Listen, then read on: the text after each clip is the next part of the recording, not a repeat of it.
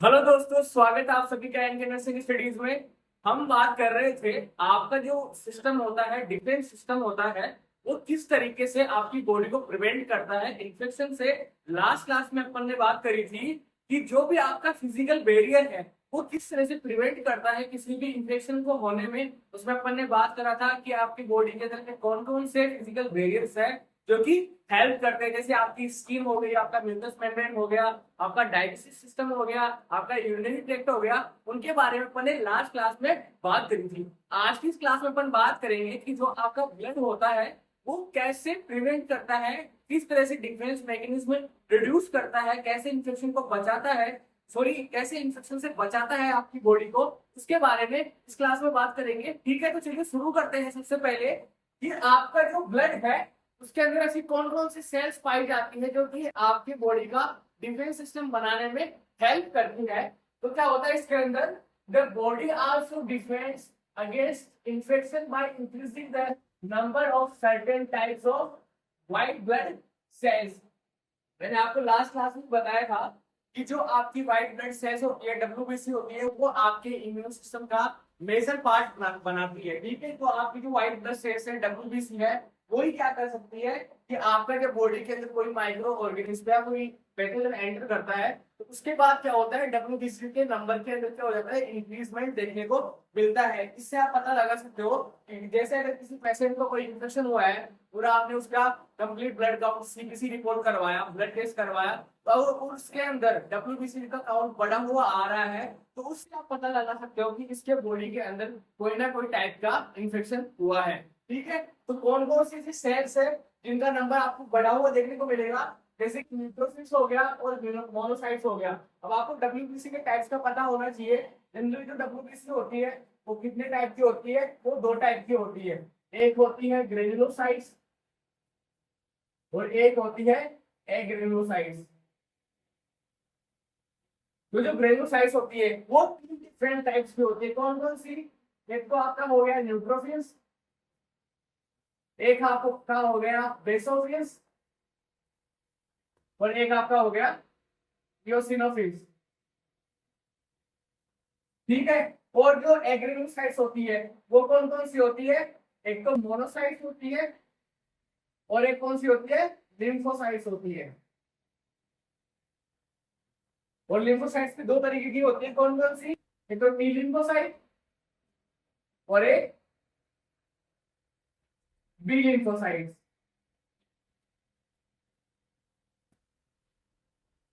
तो ये बात आपको ध्यान में रखनी है कि अब डब्ल्यूबीसी है, उसका मेजर रोल होता है आपके बॉडी का डिफेंस सिस्टम, आपके बॉडी का इम्यून सिस्टम बनाने में, जिसके अंदर ये जो उसकी सेल्स है वो काम करती है किसी पैथोजन को किल करने में। अगर कोई पैथोजन आपकी बॉडी के अंदर एंटर हुआ है तो उसको क्या करने में, उसको मारने में, आपकी बॉडी को इन्फेक्शन से बचाने में ये जो डब्ल्यूबीसी के टाइप से ये सेल्स है वो क्या होती है, बढ़ती है और फिर आपकी बॉडी को इन्फेक्शन से प्रिवेंट करती है। तो अभी जो बढ़ा हुआ डब्ल्यूबीसी का नंबर है वो किस तरह से प्रिवेंट करेगा? ये जो न्यूट्रोफिल और मोनोसाइट से इनका नंबर बढ़ेगा तो ये क्या करेगी, जो भी माइक्रो ऑर्गेनिज्म आपकी बॉडी के अंदर एंटर किया हुआ है उसको एंगल्फ करेगी।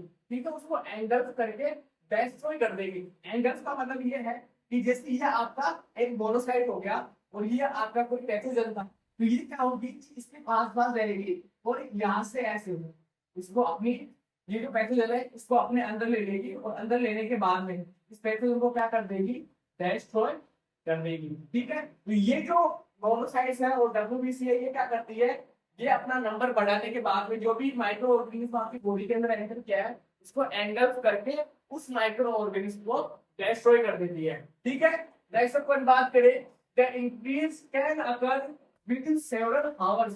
तो जो भी ये डब्ल्यूबीसी का नंबर बढ़ रहा है इसका मतलब इसलिए कब तक बढ़ सकता है कि जैसे ही कोई पैथोजन आपकी बॉडी के एंटर करने के कुछ घंटों के अंदर ही जो डब्ल्यूबीसी है वो क्या होगी, एक्टिव होगी और अपना नंबर बढ़ा लेगी। तो आपका बढ़ा हुआ जो डब्ल्यूबीसी का नंबर है वो कुछ घंटों के बाद ही आपको देखने को मिल सकता है। नेक्स्ट अपन बात करें, largely because WBC are released from the bone marrow, they are bad। इसका मतलब ये है कि जो WBC है वो कहाँ पे बनती है, WBC कहाँ पे बनती है, जो आपका बोन मेरो है, जो आपका बोन मेरो है वहां पे WBC का क्या होता है, फॉर्मेशन होता है, ठीक है। तो डब्ल्यूबीसी कहाँ से रिलीज होगी, आपकी बोन मैरो से रिलीज होगी। जब भी कोई पैथोजन आपकी बॉडी के अंदर एंटर करेगा, the number of neutrophils increase first. तो जो भी अब इससे पता लगता है कि अगर कोई पैथोजन आपकी बॉडी के अंदर एंटर कर रहा है तो कौन सी डब्ल्यूबीसी है सबसे पहले बढ़ेगी। तो ये कौन सी बढ़ेगी, जो आपकी न्यूट्रोफिल्स है वो सबसे पहले बढ़ेगी, ठीक है। Sometimes within an increase in immature forms of neutrophils. इसका मतलब ये है कि कभी कभी क्या होता है कि जो भी न्यूट्रोफिल्स है ये मेच्योर हो सकती है, इमेच्योर हो सकती है। कभी कभी क्या होगा कि जो इमेच्योर न्यूट्रोफिल्स है उनका नंबर भी आपको बढ़ा हुआ देखने को मिल सकता है, ठीक है। नेक्स्ट अपन बात करें, if an infection persist the number of monocytes increase. अगर कोई इन्फेक्शन है वो अगर लंबे टाइम तक बॉडी के अंदर रहता है, कोई पैथोजन आपके बॉडी के अंदर रहता है, तो क्या होगा, जो मोनोसाइट्स है उनका भी आपको बढ़ा हुआ नंबर देखने को मिलेगा, ठीक है। नेक्स्ट अपन बात करें, the blood carries white blood cells to the site of infection. अब इसका मतलब ये है कि जो भी डब्ल्यूबीसी है वो कहाँ पे पाई जाती है, अपनी ब्लड के थ्रू सर्कुलेट होती है पूरी बॉडी के अंदर। अगर आपकी बॉडी में कहीं पर भी इन्फेक्शन हुआ है तो क्या होगा, आपका जो बोन मैरो है वो क्या रिलीज करेगा, डब्ल्यूबीसी रिलीज करेगा। डब्ल्यूबीसी रिलीज होने के बाद आपके ब्लड में आएगी। ब्लड में आने के बाद में क्या होगा कि जहां पर भी इन्फेक्शन हुआ है, ठीक है, आपकी बॉडी में जहां भी इन्फेक्शन है वो ब्लड के थ्रू उस इन्फेक्शन पे पहुंचेगी, ठीक है। The number of eosinophils, another type of WBC. तो ये जो eosinophils है, ये क्या है, ये eosinophils डब्ल्यूबीसी का ही एक टाइप है। वो क्या होता है, another type of WBC increases in allergic reactions and many parasitic infection. से ये पता लगता है कि जो भी अगर किसी पेशेंट को कोई एलर्जिक रिएक्शन हो रही है या फिर कोई पैरासाइटिक इन्फेक्शन हुआ है तो ऐसी कंडीशन में आपको eosinophils की बढ़ी हुई देखने को मिल सकती है, ठीक है। तो ये क्या हुआ कि अगर आपको कोई पूछे कि जब भी कोई इन्फेक्शन होता है तो फर्स्ट कौन सी जो डब्ल्यूबीसी है वो बढ़ी हुई देखने को मिलती है, तो वो होता है आपका न्यूट्रोफिल्स, ठीक है। अगर कोई इन्फेक्शन लंबे टाइम तक चल रहा है तो ऐसी कंडीशन में आपको कौन सी डब्ल्यूबीसी बढ़ी हुई देखने को मिलेगी, मोनोसाइट्स बढ़ी हुई देखने को मिलेगी। और अगर किसी पेशेंट को एलर्जिक रिएक्शन हुआ है या कोई पैरासाइटिक इन्फेक्शन हुआ है तो ऐसी कंडीशन में आपको जो eosinophils का नंबर है वो भी बढ़ा हुआ देखने को मिल सकता है, but usually not in bacterial infection. जो बैक्टीरियल इन्फेक्शन है उसके अंदर eosinophils बढ़ी हुई देखने को जनरली नहीं मिलती है। कौन सी इन्फेक्शन में मिलेगी, या तो पैरासाइटिक इन्फेक्शन हुआ है या फिर किसी पेशेंट को एलर्जिक रिएक्शन हुई है, तो ऐसी कंडीशन में जो eosinophils है वो आपको बढ़ी हुई देखने को मिलेगी। नेक्स्ट अपन बात करें, however certain infection such as typhoid fever, viral infection and bacterial infection that overwhelm the immune system can lead to decrease in white blood cell count। कभी कभी क्या होता है कि जो भी जैसे टाइफाइड हो गया, वायरल इन्फेक्शन हो गया, इनकी वजह से जो इम्यून सिस्टम है वो डिप्रेस हो जाता है। तो उस कंडीशन में क्या हो सकता है कि जो आपका डब्ल्यूबीसी काउंट है, व्हाइट ब्लड सेल काउंट है, वो आपको कम भी देखने को मिल सकता है, ठीक है। तो ये बात आपको ध्यान में रखनी है, ठीक है। तो ऐसी जो हमारी बॉडी के अंदर डब्ल्यूबीसी सेल्स पाई जाती है, व्हाइट ब्लड सेल्स पाई जा रही है, वो हमारी बॉडी का मेजर इम्यून सिस्टम बनाती है। टाइप्स अपन ने देखी कि दो टाइप की होती है, ग्रेनुलोसाइट या एडेनोसाइट। ग्रेनुलोसाइट्स की अपन बात करें तो इसमें होता है न्यूट्रोफिल्स, बेसोफिल्स और eosinophils। तो अगर आपकी बॉडी के अंदर फर्स्ट कोई इन्फेक्शन होता है तो उस कंडीशन में कौन सी सेल बढ़ेगी, न्यूट्रोफिल्स का काउंट बढ़ा हुआ देखने को मिल सकता है। और अगर कोई इन्फेक्शन लंबे टाइम तक चलता है, कोई इन्फेक्शन परसिस्ट है, तो उस कंडीशन में आपको मोनोसाइट्स का जो नंबर है वो बढ़ा हुआ देखने को मिलेगा। और अगर आपकी बॉडी के अंदर कोई एलर्जिक रिएक्शन हो रही है या फिर कोई पैरासाइटिक इन्फेक्शन हो रहा है तो ऐसी कंडीशन में आपको eosinophils का नंबर एक बढ़ा हुआ देखने को मिलेगा। ये बात आपको ध्यान में रखनी है। तो ये अपन ने बात करी कि आपका जो ब्लड है वो किस तरह से बॉडी का जो इम्यून सिस्टम है उसको मेंटेन करता है, कैसे अपना रोल प्ले करता है। नेक्स्ट डिफेंस की अपन बात करें तो वो है आपका फीवर। फीवर का मतलब क्या हो गया कि आपका जो बॉडी टेम्परेचर है कितना होता है, normal body temperature 37 degree centigrade या फिर 98.6 डिग्री फ़ारेनहाइट। अगर आपका बॉडी टेम्परेचर इस वैल्यू से बढ़ा हुआ है तो उस कंडीशन को क्या बोलेंगे, उस कंडीशन को बोलेंगे फीवर। और फीवर की कंडीशन में आपकी बॉडी के अंदर किस तरह से कोई प्रोटेक्टिव काम होता है, कैसे फीवर आपकी बॉडी को इन्फेक्शन से बचाता है, उसके बारे में अपन इसमें बात करते हैं। तो चलिए शुरू करते हैं। Body temperature increases as a protective response to infection and injury. अगर आपकी बॉडी के अंदर कोई भी इन्फेक्शन हो रहा है, तो इंजरी हो रही है, तो ऐसी कंडीशन में आपको क्या देखने को मिल सकता है, आपका जो बॉडी टेम्परेचर है वो बढ़ा हुआ देखने को मिल सकता है। या फिर आप ऐसे कह सकते हो कि अगर आपकी बॉडी के अंदर कोई इन्फेक्शन हो रहा है, कोई इंजरी हो रही है, तो ऐसी कंडीशन में आपकी बॉडी की जो प्रोटेक्टिव मैकेनिज्म है वो स्टिमुलेट होती है और आपके बॉडी के टेम्परेचर को बढ़ा देती है। अब इस कंडीशन में क्या होता है, एन एलिवेटेड बॉडी टेम्परेचर, जिसको अपन क्या बोल सकते हैं, फीवर बोल सकते हैं, enhance the bodies defence mechanism. तो जो आपका बढ़ा हुआ बॉडी टेम्परेचर है वो क्या करेगा, एनहांस करेगा आपके डिफेंस मैकेनिज्म को, ठीक है, आपके डिफेंस मैकेनिज्म को बढ़ाएगा। कैसे बढ़ाएगा, although it can cause discomfort, क्या हो सकता है कि जैसे फीवर होने से डिस्कम्फर्ट तो होता है, लेकिन आपका जो बॉडी टेम्परेचर, बढ़ा हुआ बॉडी टेम्परेचर है, वो आपके डिफेंस मैकेनिज्म को बढ़ाता है, ठीक है। अब कौन आप, मैंने, अगर आपको जो फीवर है उसके बारे में डिटेल में जानना है तो मैंने उसकी प्रीवियस क्लासेस अपलोड कर सकती है, तो आप वहां से भी इसको रेफर कर सकते हैं। उसमें अपने डिटेल में बात करी है कि जो फीवर है वो कैसे कोज होता है, कौन कौन से ऐसे टाइप्स है, फीवर के टाइप्स क्या क्या है, ठीक है, और कैसे आप फीवर को ट्रीट कर सकते हो, उन सबके बारे में अपने प्रीवियस क्लास में बात करी है, तो वहां से आप उसको रेफर कर सकते हैं। इसको थोड़ा बात करते हैं अपन। A part of brain cells hypothalamus control body temperature. तो जो आपका हाइपोथैलेमस है, ब्रेन के अंदर हाइपोथैलेमस है, वो क्या करता है, आपके जो बॉडी टेम्परेचर है उसको रेगुलेट करता है। क्या आपको पता है कि जो आपका हाइपोथैलेमस है वो आपके बॉडी टेम्परेचर को रेगुलेट करने वाला सेंटर है। अगर आपसे कोई पूछता है कि कौन सा ऐसा बॉडी का पार्ट जो आपके बॉडी टेम्परेचर को रेगुलेट करता है, तो वो कौन है, हाइपोथैलेमस है। हाइपोथैलेमस आपकी बॉडी के टेम्परेचर को क्या करता है, रेगुलेट करता है।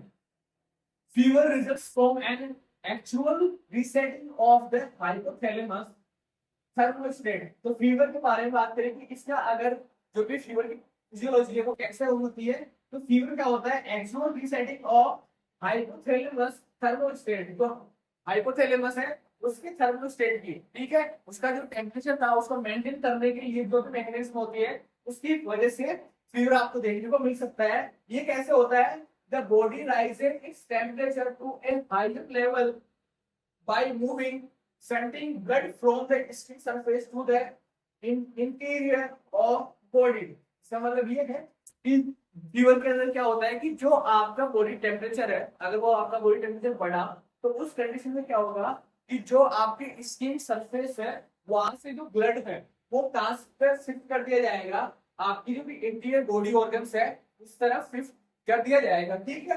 ये मूविंग है, संटिंग का मतलब ये होता है कि बॉडी जो ब्लड है उसको कहां से शिफ्ट किया जा रहा है, स्किन से आपके इंटरनल बॉडी पार्ट्स की तरफ शिफ्ट किया जा रहा है। दस रिड्यूसिंग हीट लॉस ड्यूरिंग चीज में occur to increase heat production through muscle contraction. और जो भी आपका जो शिवरिंग है, चिल्स है, उसको कैसे आपकी हीट के प्रोडक्शन को बढ़ाता है, जो भी मसल कॉन्ट्रैक्शन होती है शिवरिंग के अंदर, शिवरिंग के अंदर जो मसल कॉन्ट्रैक्शन होती है इसकी वजह से आपका बॉडी टेम्परेचर क्या होता है, हीट का प्रोडक्शन होता है, ठीक है। शिवरिंग की कंडीशन में मसल कॉन्ट्रैक्शन होगा, मसल कॉन्ट्रैक्शन होने की वजह से हीट का प्रोडक्शन होगा, हीट प्रोडक्शन होगा तो आपका बॉडी टेम्परेचर क्या होगा, बढ़ जाएगा। The body efforts to conserve and produce heat continue until blood reaches hypothalamus and the new। इसका मतलब ये है कि जो कि आपका जो बॉडी है वो क्या करेगा, जो बॉडी टेम्परेचर है वो तब तक डाउन अप डाउन होता रहेगा, जो कि आपका हीट प्रोडक्शन है वो कंटिन्यू रहेगा जबकि जब तक कि जो आपके ब्लड का टेम्परेचर है, जो नया टेम्परेचर हुआ है, जैसे अगर फीवर होने की कंडीशन में आपका जो ब्लड टेम्परेचर है वो बढ़ जाएगा, और वो बढ़ा हुआ ब्लड टेम्परेचर अगर आपके हाइपोथैलेमस तक पहुंच जाता है तो हाइपोथैलेमस क्या करता है, उसको रिकॉग्नाइज करता है कि अगर उसका टेम्परेचर बढ़ा हुआ है तो क्या करता है, वो जो भी हीट रेगुलेटरी सिस्टम्स है उनको डाउन कर देता है जिससे कि हीट का प्रोडक्शन कम हो सके और जो भी फीवर है उसको कंट्रोल किया जा सके। अगर ब्लड का टेम्परेचर कम है और वो कम ब्लड टेम्परेचर वाला जो ब्लड है वो अगर आपके हाइपोथैलेमस तक पहुंचता है तो उसके बाद क्या होगा, जो हाइपोथैलेमस है वो जो हीट रेगुलेटरी सिस्टम्स है उनके अंदर क्या करेगा, हीट प्रोडक्शन को बढ़ा देगा जिससे कि आपकी बॉडी के अंदर हीट का प्रोडक्शन हो सके और जो बॉडी टेम्परेचर है उसको नॉर्मल किया जा सके, ठीक है। नेक्स्ट अपन बात करें हायर टेम्परेचर, ठीक है। तो ये जो भी टेम्परेचर है अगर कम हो रहा है, हाइपोथैलेमस क्या करेगा, हीट प्रोडक्शन को बढ़ाएगा जिससे कि टेम्परेचर को हाई किया जा सके, और अगर आपका बॉडी टेम्परेचर ज्यादा है तो वो क्या करेगा, हीट का लॉस करवाएगा जिससे कि आपके बॉडी टेम्परेचर को कम किया जा सके। Then new higher temperature is then maintain. तो क्या करेगा, अगर आपका बॉडी टेम्परेचर कम है और आपकी बॉडी को क्या हुआ है, कोई इन्फेक्शन हुआ है, तो उस कंडीशन में क्या होगा, जो ब्लड है वो हाइपोथैलेमस पे जाएगा, हाइपोथैलेमस में जाने के बाद में जो आपका बॉडी का डिफेंस सिस्टम है वो एक्टिव होगा, वो आपके बॉडी के टेम्परेचर को बढ़ाएगा, और वो जो बढ़ा हुआ बॉडी टेम्परेचर है वो मेंटेन रहेगा जब कि वो इन्फेक्शन वहां पे बॉडी के अंदर प्रेजेंट है। later when the thermostat is reset to its normal level, the body eliminates excess heat through the sweating and sending of blood to the skin. और जब आपका बॉडी का इन्फेक्शन सही होता है या फिर जो आपका बॉडी टेम्परेचर है वो मेंटेन कर लिया जाता है हाइपोथैलेमस के थ्रू, तो क्या होगा, जो आपका ब्लड स्किन से इंटरनल ऑर्गन की तरफ शिफ्ट किया गया था ताकि आपकी बॉडी की टेम्परेचर को बढ़ाया जा सके, ये सब कुछ नॉर्मल होने के बाद में क्या होगा, वापस से जो आपका इंटरनल बॉडी को ब्लड है, जो आपका इंटरनल बॉडी ब्लड है, वो कहाँ पे शिफ्ट किया जाएगा, स्किन की तरफ शिफ्ट किया जाएगा, जिससे कि पेशेंट को स्वेटिंग हो सके, और स्वेटिंग के थ्रू क्या होगा, हीट का लॉस होगा, जिससे कि वापस आपका बॉडी टेम्परेचर है वो नॉर्मल किया जा सके। ठीक है, तो ये था हमारा फीवर, जिसके बारे में मैंने बात करी कि फीवर कैसे आपकी बॉडी के डिफेंस मैकेनिज्म को मेंटेन कर सकता है, कैसे एक इन्फेक्शन से प्रिवेंट कर सकता है बॉडी को। आई होप आप लोगों की क्लास समझ में आई होगी। इसमें मैंने बात करी ब्लड के बारे में और फीवर के बारे में। मिलते हैं नेक्स्ट क्लास में नए टॉपिक के साथ, तब तक बने रहिए हमारे साथ। Thank you so much.